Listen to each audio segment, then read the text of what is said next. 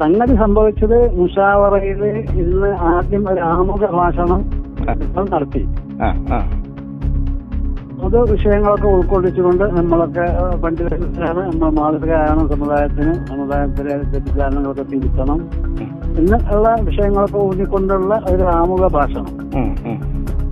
ആ ആമുഖ ഭാഷണത്തിന്റെ അവസാന ഭാഗത്ത് തങ്ങൾ പറഞ്ഞ് ഉമ്മർ ഫൈസിയെ പറ്റിയുള്ള ചില പരാതികളും ചർച്ചകളൊക്കെ ഒന്ന് വരും. ആ സമയത്ത് ഉമ്മർ ഫൈസികൾ മാറി ഇരിക്കണം. മുമ്പെ പറ്റി ചർച്ച ചെയ്യുമ്പോൾ മുമ്പൊരു അഭാവമുള്ള വേണ്ടത് നല്ലത് എന്ന് പറഞ്ഞാൽ 10-20 മിനിറ്റുള്ള സംസാരം തങ്ങൾ അവസാനിപ്പിച്ചു. അങ്ങനെ യോഗം സാധാരണ നടപടികളുമായി മുന്നോട്ട് പോയി. ഏകദേശം ഒരു 1.5 മണിക്കൂർ കഴിഞ്ഞ ശേഷം പിന്നെ ഞാനാണ് ചോദിച്ചത്, സമസ്തയുടെ കീഴടങ്ങളുടെ നേതാക്കന്മാരിൽ 25 ആൾ സൈൻ ചെയ്തൊരു ഹർജി വന്നിട്ടുണ്ട്, അത് ചർച്ചക്കെടുക്കുന്നില്ല എന്ന് ചോദിച്ചു. നേതാക്കന്മാർക്കൊക്കെ അറിയാം, എല്ലാവർക്കും അവരുടെ കോപ്പി കൊടുത്തിരിക്കുന്ന ഒപ്പിട്ട ആൾക്കാർ, സംഘടനയുടെ മൊത്തത്തിലുള്ള ആൾക്കാരെ കീഴടങ്ങളുടെ.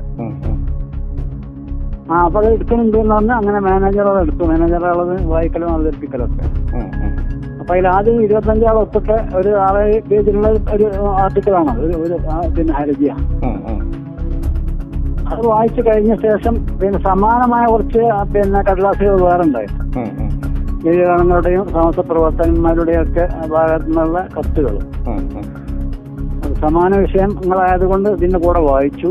എന്നിട്ട് പിന്നെ വിഷയത്തിലേക്ക് കടക്കുകയാണ്. വിഷയത്തിലേക്ക് കടക്കുന്ന ആ സമയത്തും തങ്ങൾ പറഞ്ഞു, നമ്മൾ നേരത്തെ പറഞ്ഞതുപോലെ പിന്നെ ഉമ്മർ ഫൈസി ഒന്ന് മാറിയിരിക്കണം, ഉമ്മർ ഫൈസിനെ പറ്റിയുള്ള വിഷയങ്ങളാണ് ചർച്ചയ്ക്ക് വരാൻ പോകുന്നത്.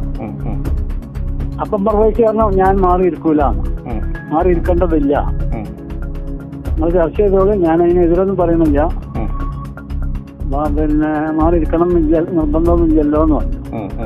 അപ്പോഴാണ് ഞാൻ പറഞ്ഞത്, പ്രസിഡന്റ് പറഞ്ഞ സ്ഥിതിക്ക് നിങ്ങൾ മാറിയിരിക്കുകയാണ് വേണ്ടത് എന്നല്ല, ഞാൻ ആ വിഷയം പറയല്ല ചെയ്തിട്ട് ഞാൻ സപ്പോർട്ട് ചെയ്ത് പ്രസിഡന്റിന് മുമ്പ് മാറിയിരിക്കുന്നില്ല എന്ന് പറഞ്ഞു.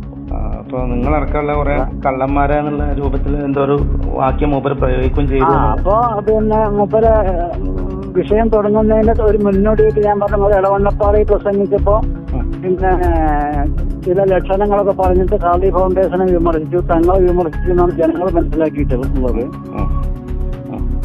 അത് 4 കാലങ്ങളിൽ നടക്കും, പിന്നില് മോൾക്ക് വളഞ്ഞ വാലുണ്ടാവും, ഇടക്ക് കുരക്കും, പിന്നെ നായെന്ന് പറയേണ്ടതില്ലല്ലോ. പക്ഷെ ആളുകളൊക്കെ അത് മനസ്സിലാക്കി കഴിഞ്ഞു. ആ ശൈലി ഖുർആനിലുണ്ട് പല സ്ഥലത്തും. ആളെ പേര് പറയാതെ ലക്ഷണങ്ങൾ പറയാ, എന്നിട്ട് ഖുർആൻ വ്യാഖ്യാതാക്കളൊക്കെ പറയുന്നത് അത് ഇന്ന ആളെ പറ്റിയാണെന്ന് പറയുന്നുണ്ട്. എന്നതുപോലെ നിങ്ങൾ പറഞ്ഞതുകൊണ്ട് ഉദ്ദേശിക്കുന്നത് പിന്നെ തങ്ങളെയാണ് ജനങ്ങളൊക്കെ മനസ്സിലാക്കിയിട്ടുണ്ട്. അതെങ്ങനെയാണ് മനസ്സിലാക്കാൻ? നിങ്ങൾ കള്ളന്മാരാണ്, നിങ്ങളാണ് പിന്നെ കള്ളന്മാര് ഇത് പറഞ്ഞുകൊണ്ട് നടക്കുന്നത്, പ്രചരിപ്പിച്ചുകൊണ്ട് നടക്കുന്നതെന്ന് പറഞ്ഞുകൊണ്ട്. അപ്പൊ സമസ്തയിലെ മുഷാവറ അംഗങ്ങളുടെ ഇടയിൽ ഇതൊരു വലിയ. അപ്പൊ ഞാൻ ചോദിച്ചു, നിങ്ങളത് എന്താണ് ഞാൻ കട്ടെടുത്തത് കള്ളന്മാര് പറഞ്ഞപ്പോ. അപ്പൊ അത് വിശദീകരിച്ച് കള്ളന്മാരാണോ കട്ടെടുക്കാനല്ല ഞാൻ ഉദ്ദേശിച്ചത്, കള്ളം പറയുന്നവരാണെന്നാണ്.